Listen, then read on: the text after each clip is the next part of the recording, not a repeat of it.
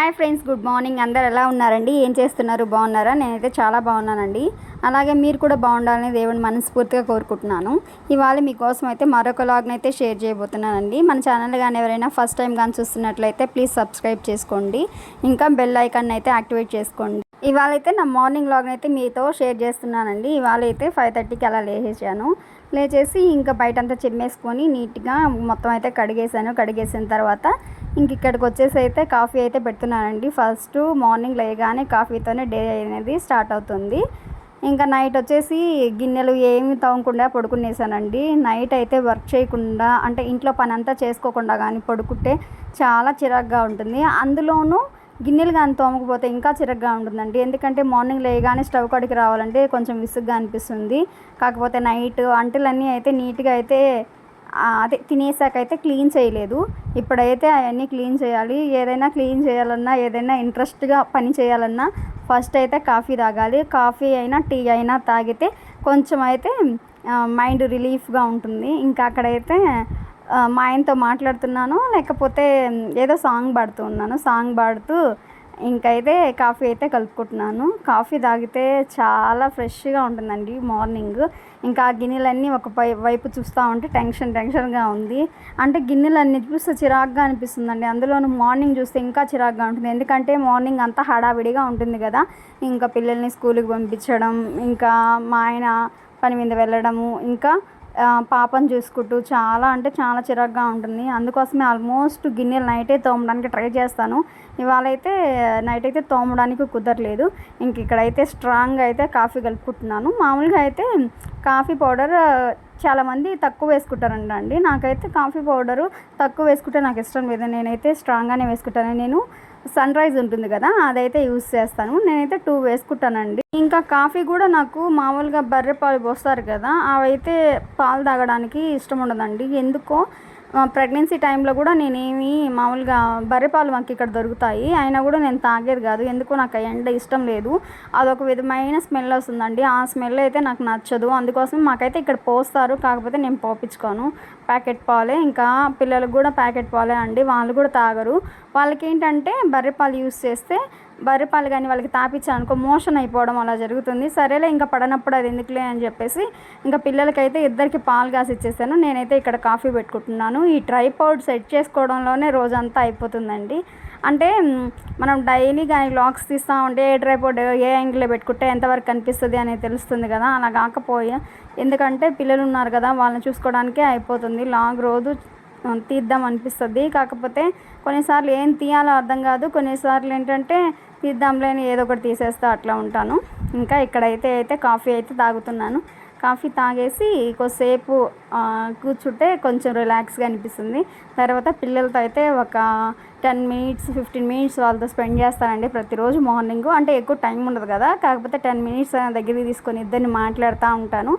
మాట్లాడేసి ఇంకా బాబుకు కూడా వాడు బయట పాలు తాగుతున్నాడు. ఇంకా వాషింగ్ మిషన్ కూడా బట్టలు వేయాలండి. ఎందుకంటే రేపు శివరాత్రి కదా, సో బట్టలన్నీ నీట్గా క్లీన్ చేసుకోవాలి. ఇంకా బెడ్షీట్లు ఉన్నాయి, బెడ్షీట్లు కూడా వేసేయాలి. ఆల్మోస్ట్ ఇప్పుడైతే సగం వేసేస్తున్నాను.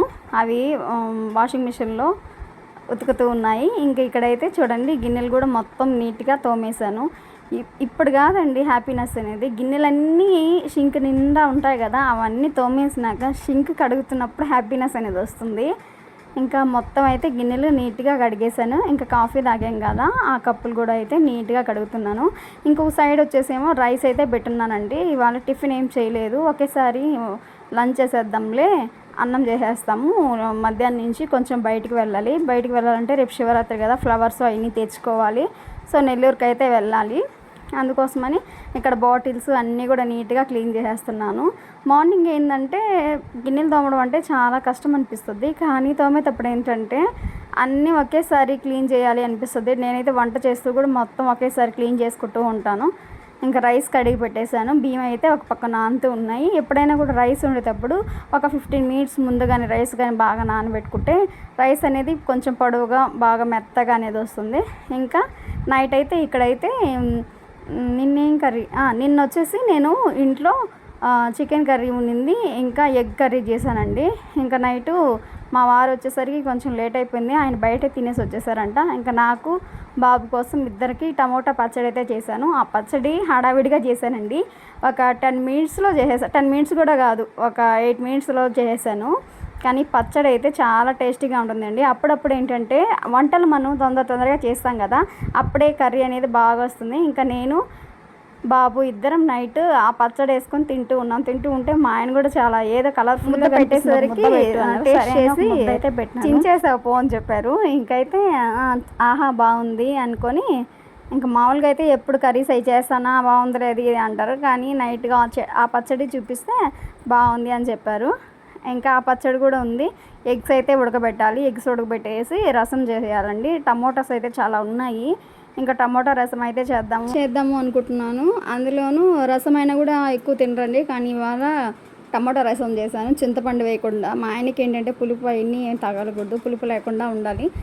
రసం చేసి ఇంకా ఎగ్స్ ఉడకబెట్టేసి ఎగ్ కర్రీ ఏదో ఒకటి చేసేస్తాను. ఇంకా చట్నీ అలాగే ఉంది. ఇంకా గ్యాస్ మొత్తం నీట్గా అయితే క్లీన్ చేసేసానండి. క్లీన్ చేసి ఇంకా దాని కింద చెత్త, గ్యాస్ కింద కొంచెం పాలు అవన్నీ పడి ఉంటాయి కదా, అవన్నీ అయితే నీట్గా ఒకేసారి గిన్నెలు తోమేస్తే నీట్గా క్లీన్ చేసేస్తానండి. ప్రతిరోజు అలాగే చేస్తాను. ఇంకా ట్యాప్స్ అవన్నీ ఉంటాయి కదా, ఆ ట్యాప్స్ కూడా నీట్గా క్లీన్ చేస్తాను. షింక్ కూడా నీట్గా క్లీన్ చేసేస్తాను. నీట్గా క్లీన్ చేసేసిన తర్వాత అప్పుడైతే ఇంకా వంట పని స్టార్ట్ చేస్తానండి. కాకపోతే ఇవాళ బాబుకి టిఫిన్ కూడా ఏమీ లేదు, ఒకేసారి వాడికి కూడా ఎట్లాగో రసం అవి చేస్తాను కదా, అది పెట్టేస్తాము అనుకున్నాను. అంతలోపల వద్దులే ఎందుకని చెప్పేసి ఒక 10 రూపీస్కి అయితే వాడికి ఇడ్లీ అయితే తెప్పించాను. ఇడ్లీ తెప్పించేసి వాడికైతే టిఫిన్ పెట్టేశాను. టిఫిన్ పెట్టేసి ఇంకా స్నానం అయితే చేయించేసానండి. స్నానం చేయించేసినాక వాడైతే కొద్దిసేపు టీవీ అయితే చూస్తున్నాడు కూర్చొని. అంతలోపల నేను ఇక్కడ గ్యాస్ స్టవ్ కింద చెప్పాను కదా, ఇక్కడంతా కరివేపాకు అవన్నీ పడున్నాయి, అన్నీ అయితే నీట్గా క్లీన్ చేస్తున్నానండి. అన్నీ నీట్గా క్లీన్ చేస్తేనే గ్యాస్ స్టవ్ దగ్గర బాగుంటుంది, లేకపోతే విసుగుగా అనిపిస్తూ ఉంటుంది. ఇంట్లో ఏది బాగుండకపోయినా వంట రూమ్ మాత్రం నీట్గా ఉండాలండి. వంట రూమ్ నీట్గా ఉంటేనే ఇంట్లో అయితే అంటే కిచెన్లోకి అయితే మనకు వెళ్ళాలనిపిస్తుంది. సో వంట రూమ్ మాత్రం నీట్గా ఎప్పటికప్పుడు అయితే క్లీన్ చేస్తూ ఉంటాను. ఇప్పుడు వంట చేసేటప్పుడు గజిబిజిగా ఉన్నా కూడా వంట అయిపోయిన తర్వాత నీట్గా అయితే మొత్తం ఒకసారి అయితే నీట్గా డీప్ క్లీన్ చేసేస్తాను. క్లీన్ చేయడం వల్ల ఇంకా నీట్గా అయితే ఉంటుంది. కిచెన్లో ఏంటంటే నేను వుడ్ వర్క్ అయితే చేయించలేదండి, ఆ వుడ్ వర్క్ అయితే చేయించాలి. సో అందుకోసం ఎక్కువ సామాన్లు అయితే కిచెన్లో అయితే ఏం పెట్టుకోలేదు. చూసారు కదా, కిచెన్లో గారు మీరు గమనించినట్లయితే ముందు లాగ్స్లో ఎక్కువ ఐటమ్స్ ఏం పెట్టుకోలేదు, సామాన్లు అన్నీ పైన అయితే పెట్టేస్తున్నానండి. ఇప్పుడే కదా రీసెంట్గానే కదా ఇల్లు కట్టుకుంది సో అందుకోసమని అమౌంట్ కొంచెం తక్కువగా ఉంది. వుడ్ వర్క్ చేయించాలంటే లేదన్నా 1.5 lakh అడుగుతున్నారు. సో ఇప్పుడే వద్దులే అని చెప్పేసి మేమైతే కామ్గా అయిపోయామండి. నెక్స్ట్ ఇయర్ కానీ చూద్దాము అన్నట్టు ఆలోచిస్తూ ఉన్నాము వుడ్ వర్క్ చేయించడానికి. మామూలుగా అయితే నేను ఫ్లిప్కార్ట్లో ఒక స్టాండ్ ఆర్డర్ పెట్టాను, అలాగే ఫ్లిప్కార్ట్లోనే ఇది ట్రే ఉంటుంది కదా, ఆ ట్రే ఆర్డర్ పెట్టుకున్నాను. ఈ రెండిట్లో మాత్రమే నేను అన్నీ సర్దుకుంటూ ఉన్నాను. ఎలా సర్దుకున్నానో కూడా మీకు ఒకసారి చూపిస్తాను. మళ్ళీ ఇప్పుడు ఏంటంటే ఇక్కడ షెల్ఫ్లు అవన్నీ పెట్టించేసి తర్వాత అవన్నీ రిమూవ్ చేయాలంటే చాలా కష్టం కదండి, అందులోనూ మనీ కూడా వేస్ట్ అవుతుంది అని చెప్పి ఎందుకు ర్యాక్స్ అన్నీ పెట్టించేస్తే వేస్ట్గా అవుతుంది అని చెప్పేసి జస్ట్ ఇది గ్యాస్ కౌంటర్ ఉంటుంది కదండి, ఈ కౌంటర్ మాత్రమే పెట్టించాను. ఇంకా మిగిలినంతా వుడ్ వర్క్ చేయించేద్దాంలే అని చెప్పేసి. అందులోనూ మన కిచెన్ కూడా చాలా చిన్నదండి, హోమ్ టూర్ వీడియో చేస్తాను కదా అప్పుడు చూపిస్తాను మీకు. మామూలుగా షెల్ఫ్లు అదంతా పెట్టేస్తే ఎక్కువ స్పేస్ అంతా పోతుంది. సో వుడ్ వర్క్ ప్లాన్గా చేద్దాంలే అని చెప్పేసి కిచెన్లో అయితే షెల్ఫ్లు ఏం పెట్టించలేదండి. ఇంకా బయట అయితే చూడండి, నాకు బయట మా వాల్కి బయట వెలివేషన్ ఉంటుంది కదండి, ఆ వెలివేషన్ టైల్స్ అంటే చాలా ఇష్టం. చాలా అంటే చాలా బాగుంటుందండి, అది మీకు చూపిస్తాను తొందరలో. ఇంకా వాషింగ్ మిషన్లో అయితే బట్టలు వేస్తున్నాను. ఫస్ట్ అయితే బెడ్షీట్లు వేస్తున్నానండి, ఆ బెడ్షీట్లన్నీ వాష్ అయిపోయాయి. ఇంకా ఇప్పుడైతే బట్టలు అయితే వేయాలండి వాషింగ్ మిషన్కి. బెడ్షీట్లు, టవల్స్ అవి అయితే వేసాను. ఇంకా చూడండి, ఇంకా మిగిలిన బట్టలన్నీ కూడా వేసేసాను. ఇంకా నైటీలు అవి ఉన్నాయండి, అవేంటంటే కొంచెం కలర్ పోతున్నాయి. ఈ కలర్ పోయే నైటీస్ అన్నీ మళ్ళీ వేద్దాంలే, క్విక్ వాష్లో పెట్టేద్దాము అని చెప్పేసి, లేదా మామూలుగా అయినా సర్ఫ్లో పెట్టైనా తీసి వేస్తానండి. ఇక్కడ చూడండి, పిల్లలు అయితే వాళ్ళిద్దరూ టీవీ చూస్తూ ఉన్నారు. నేనైతే వాషింగ్ మిషన్కి బట్టలు వేస్తూ ఉన్నాను.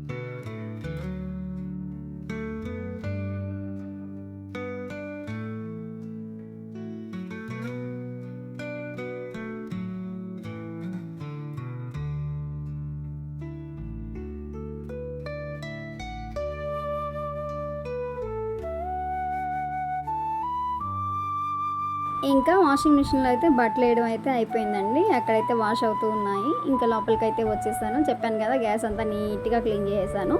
చేసేసిన తర్వాత ఇంకా రైస్ అయితే పెట్టేశానండి. ముందు అన్నం అయితే చేసేస్తాము, తర్వాత రసం చేద్దాము అని చెప్పేసి ఇంకా స్టాండ్ అని చెప్పాను కదా, ఈ స్టాండ్లో చూడండి అన్నీ ఇక్కడే పెట్టుకుంటాను. స్టీల్ సామాన్ కానీ, పప్పుల సామాన్ కానీ, అంటే పోపు దినుసులు అన్నీ ఉంటాయి కదా, అన్నీ అక్కడే పెట్టేసి ఉంటాను.